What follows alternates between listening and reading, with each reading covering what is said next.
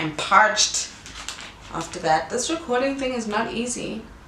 Shout out to you guys who I gave props to. Maybe I should address like YouTube beef. Kidding.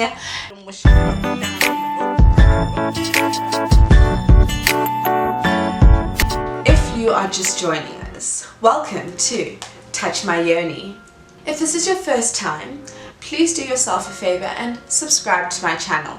If this is also your first time, make sure you watch part 1 because it'll give you some context into what this threesome etiquette video is about.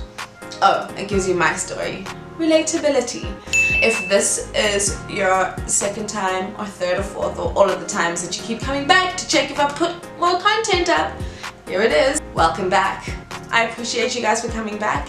Thank you, thank you, thank you. So as you heard on part 1, I'm going to be just giving a few things that you would look out for when it comes to ensuring that you can still be safe or somewhat safe, because you know nothing's 100%, but somewhat safe and still have a good time, like still get to the end goal of your threesome.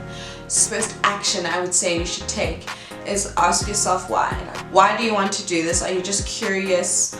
Is this something you'd like to enhance your relationship with your partner? Are you just trying to enhance your own sexual desires? Ticking off a box, curiosity, whatever it is, speak to yourself and get the answers for yourself prior. That can be at any stage of the threesome. It can be because you've been planning to get to a threesome, or one day you want to have it and these things are the things you're going to think of.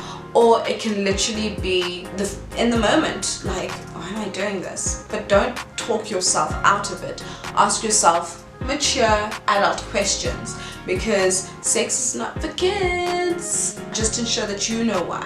The second thing I would say is, do you have consent of all parties? I think that's the first thing that you need to like use as a standard.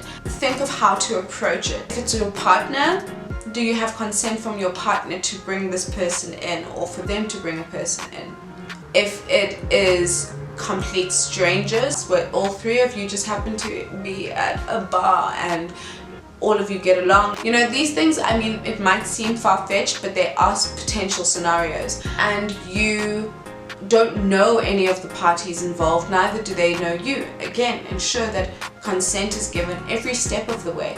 It's important to think, okay, does this person want this prior?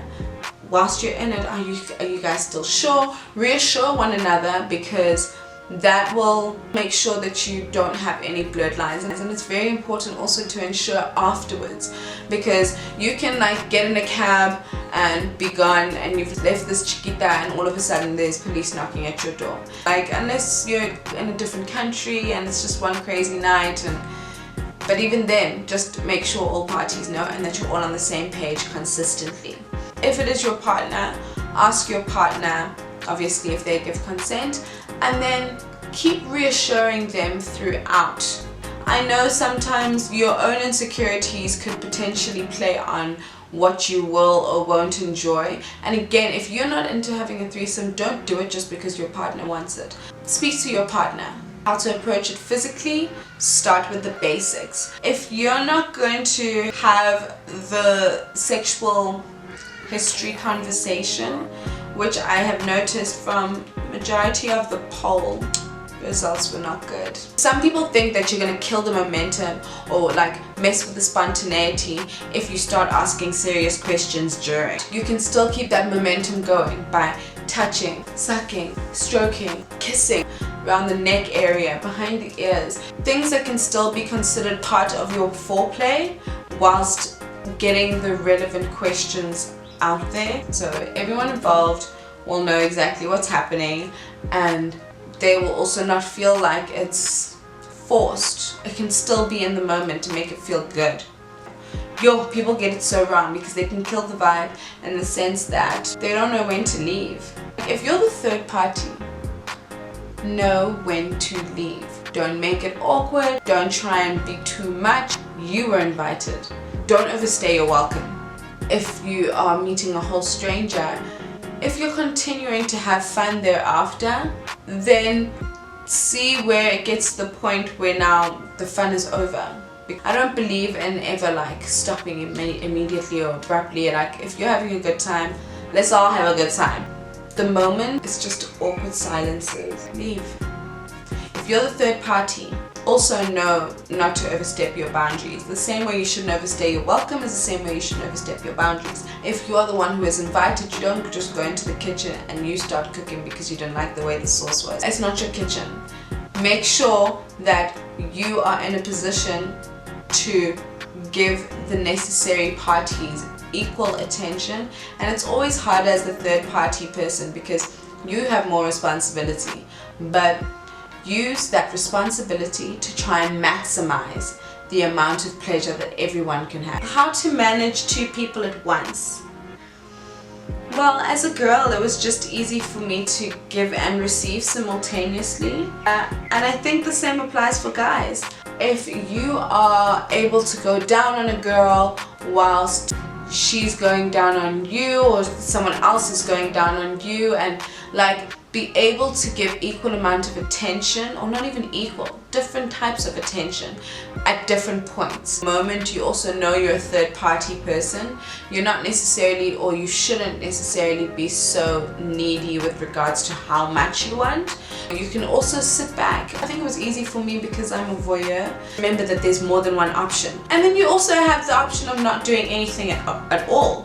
Just watching and enjoying and giving people a chance to have their little moment, and then maybe you'll come in with a breast caress, or you know, like a neck kiss, something. You can always give, and if you are not giving, then you will be on the receiving end, or at least you should be. Even whilst you're having sex, sometimes you don't necessarily know what their thresholds are, so you must always be just confirming. Communication is key. Always confirm that this person is okay with what you're about to do.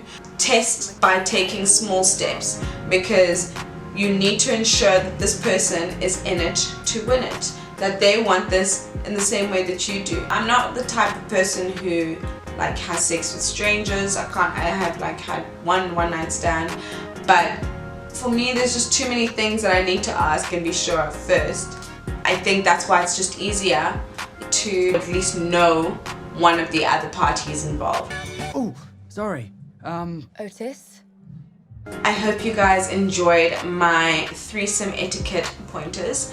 I think there's a lot more that needs to be discussed, but I just wanted to do a quick video to get back into it and to tell you guys that this was the way I approached threesome etiquette. I think I could have really given you like some hectic stats, but I'm just not sure where the research even comes in.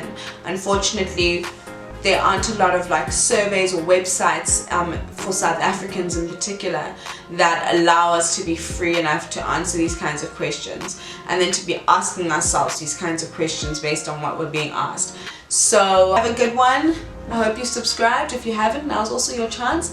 Hit the notifications bell, and thank you for joining me on another episode of Touch My Yoni.